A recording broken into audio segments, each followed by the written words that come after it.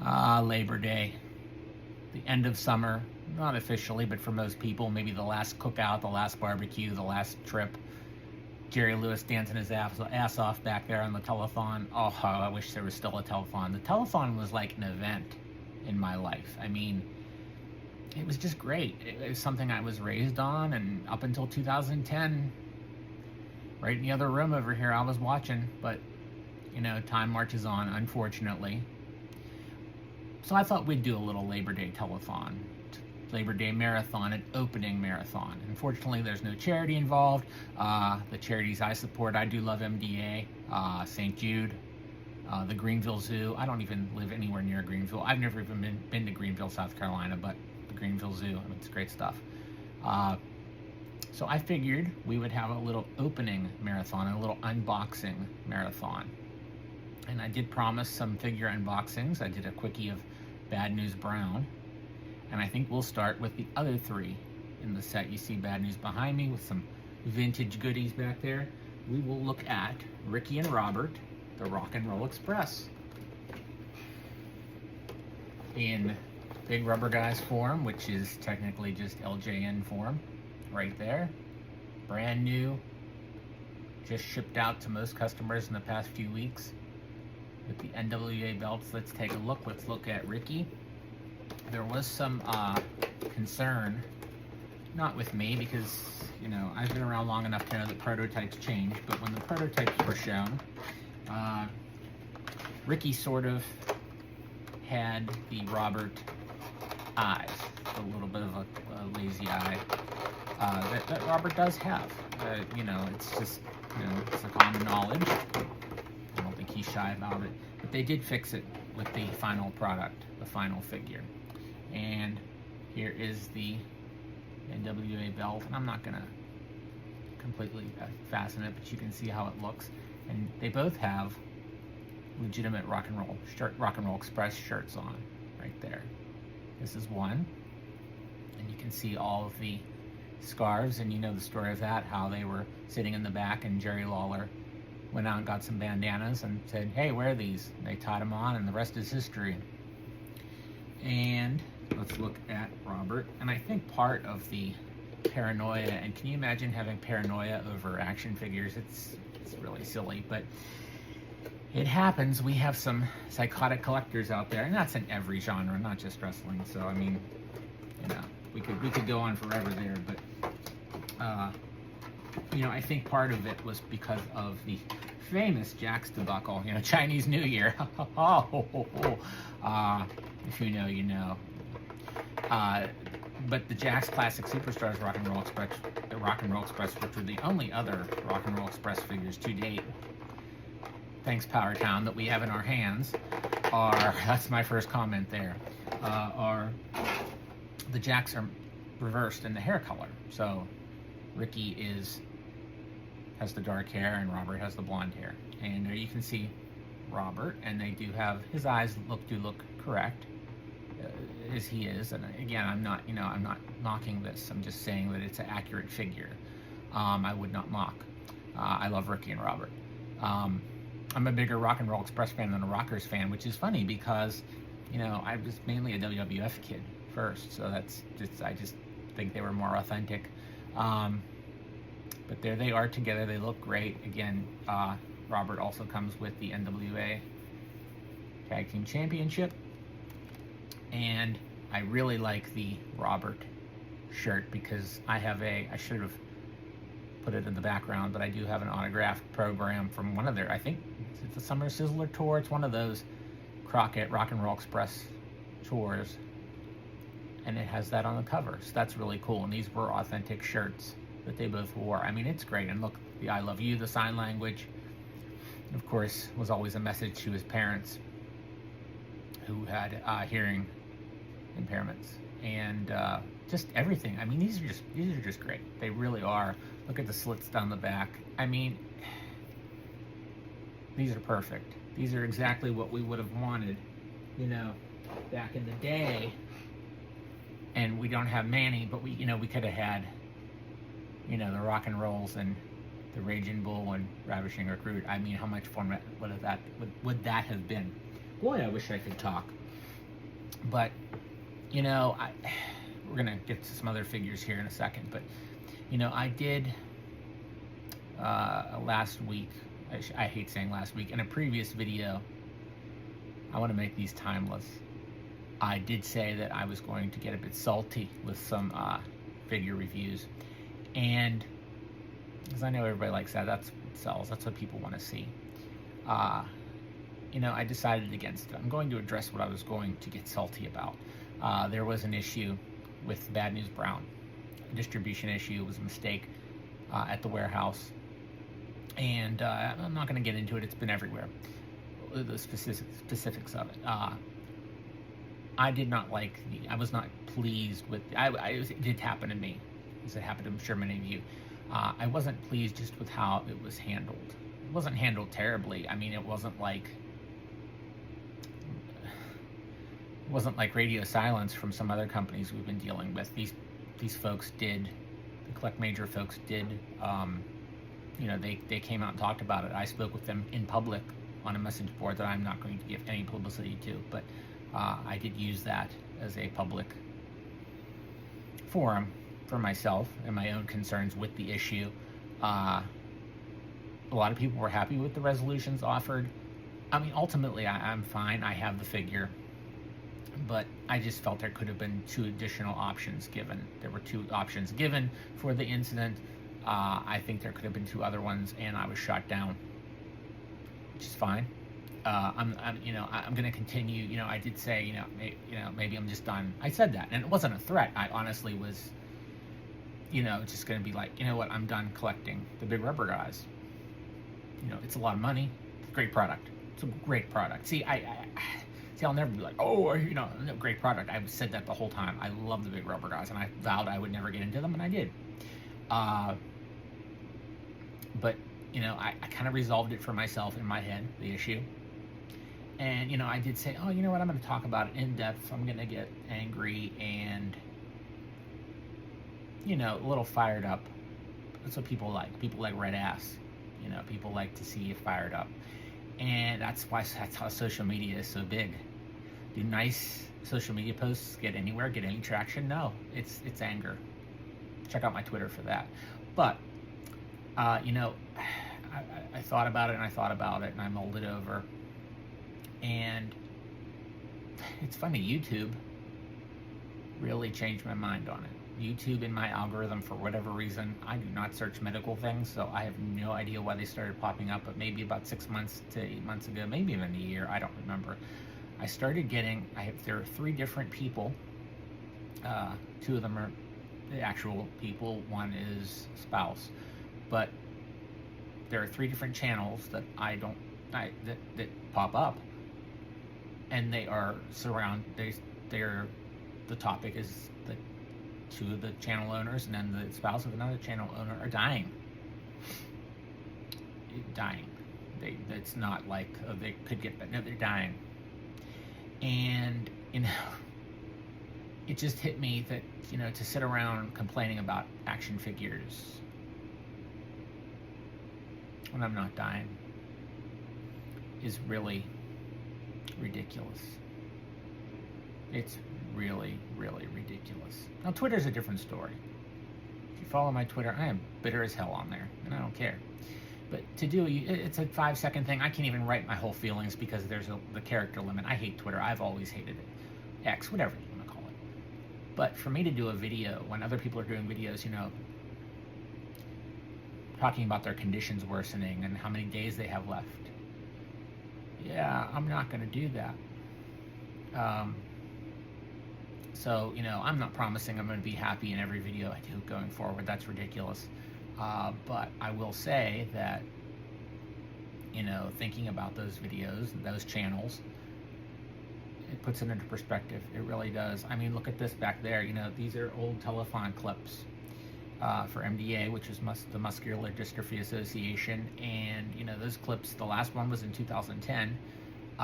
Those clips date back what they have. I'm a big fan of the history of it, to the early to mid 70s.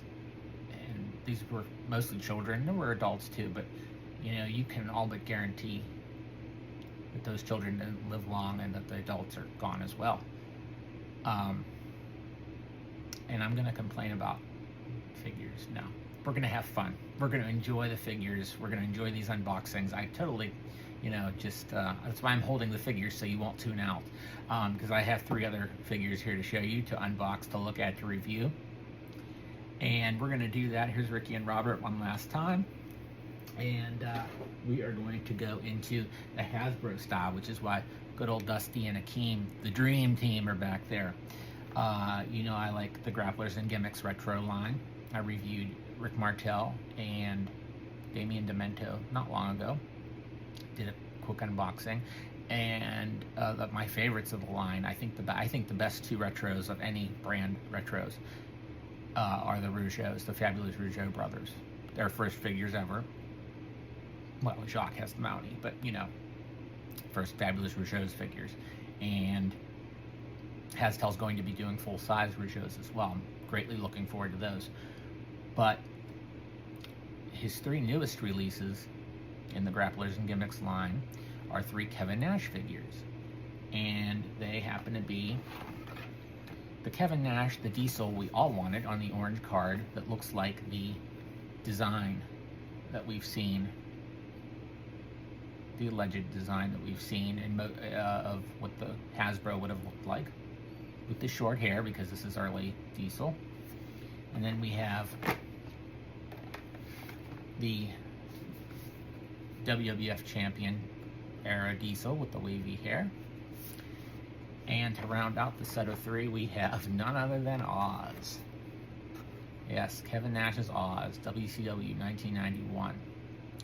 And I'm not going to touch upon, there have been rumors, just talk, scuttlebutt.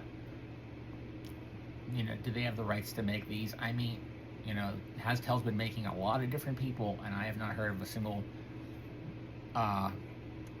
entity coming after him.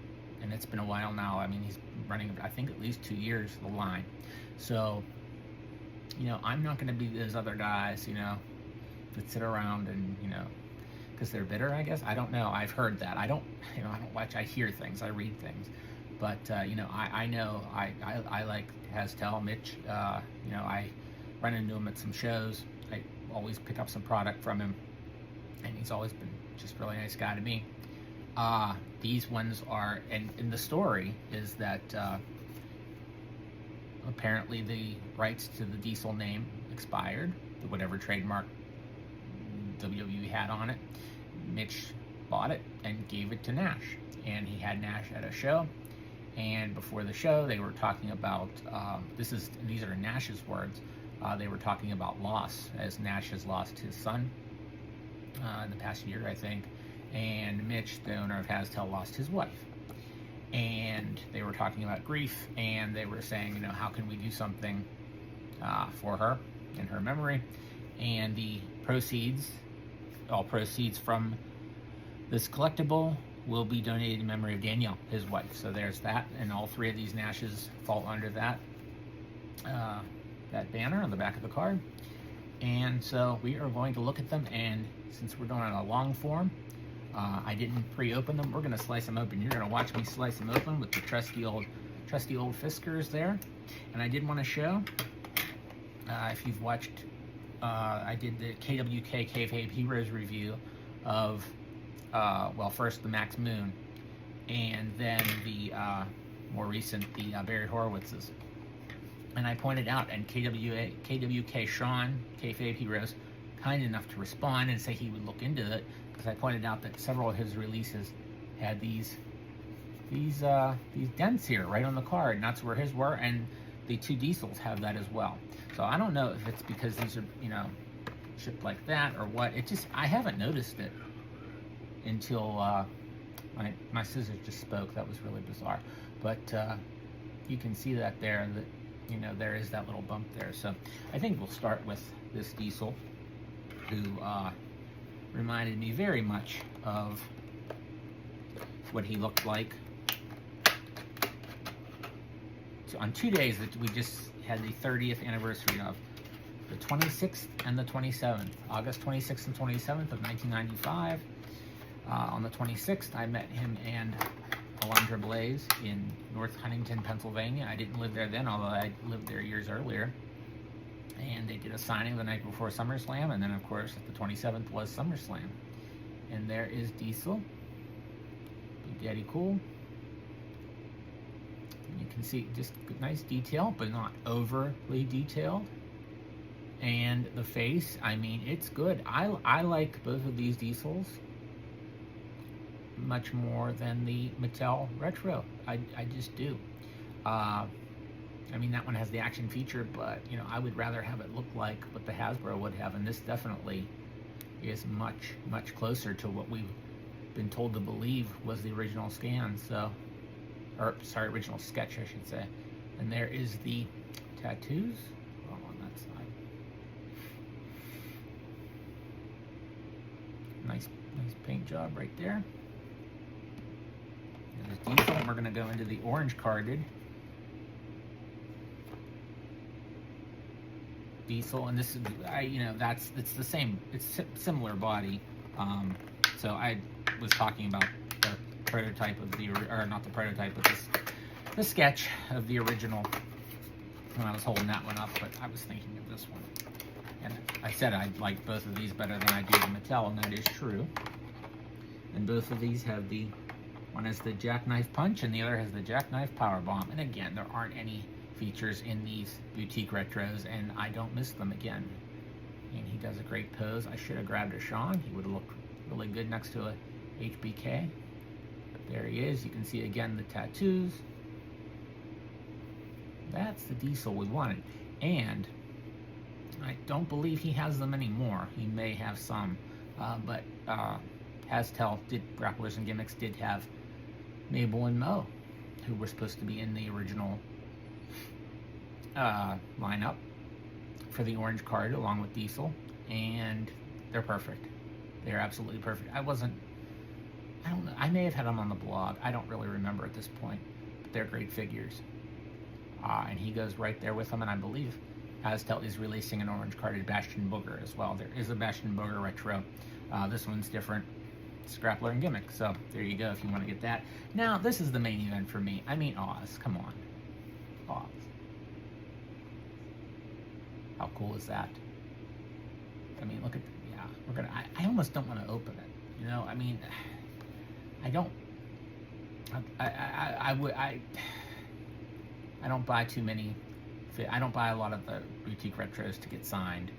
You've seen a few, there's a few, but I just don't have the room. And I do less and less signings, go to them because, you know, I've done so many, and obviously, the costs of, including Kevin Nash. I mean, I've heard some things. I've heard where he said he won't sign for any less than bread anymore. So, you know, there's that.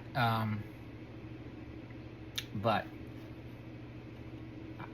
I would love to have a signed Oz, maybe someday. But we're opening this one. I want to play with this damn thing. So Oz, if you don't know, was a product of the Ted Turner purchasing of the MGM Film Library, which of course included The Wizard of Oz, and in 1991, at Super Brawl, the character of Oz debuted. And there was a wizard character with him, and that was Kevin Sullivan. And I think that was one of the few times, if not the only time, he wore the actual whole gimmick. And you can see it there with the mask. And there's the cape. Feels real nice. Factory figure smell, for sure. And then when you got to the ring, it was indeed Kevin Nash. And there he is. I love it. How cool is that? You know, and I mean, this isn't one, it's not like heel sunglasses Nash that would have been in the Hasbro line that was planned. It was a WCW character. It wouldn't have been the Hasbro line, but it works. It's like the retro King Harley race that's in the next set. Harley was gone in early '89. Royal Rumble '89 was his last, and the Hasbro's didn't start to be planned until late '89. The ring is trademark, copyright, whatever, 1989. So he wouldn't have been part of it, but it fits. He fits a retro figure, as does Oz. I mean, look at this. This is great. And then the cape just lifts off. And you have, the Hasbro look there. I mean, this is just great. And again, we have tattoo. And I like the two-tone hair. I mean, this is just, I think this is up there in my top retros. I really do. Bad News and the Rock and Rolls are in the top big rubber guys for me. And I think Oz is in my top retros.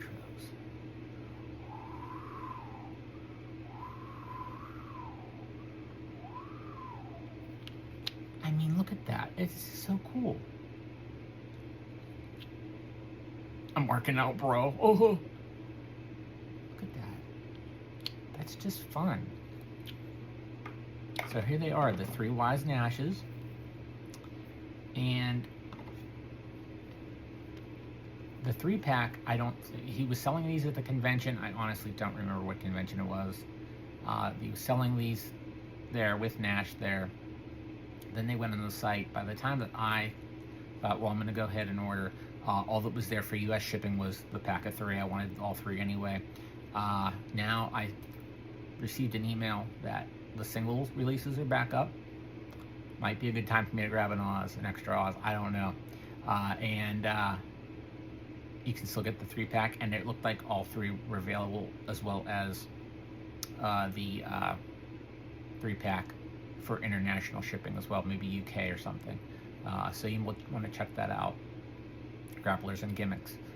But there was a 4th Nash, I believe it was this one, with a gray top, the singlet. So, I wasn't really concerned with that one.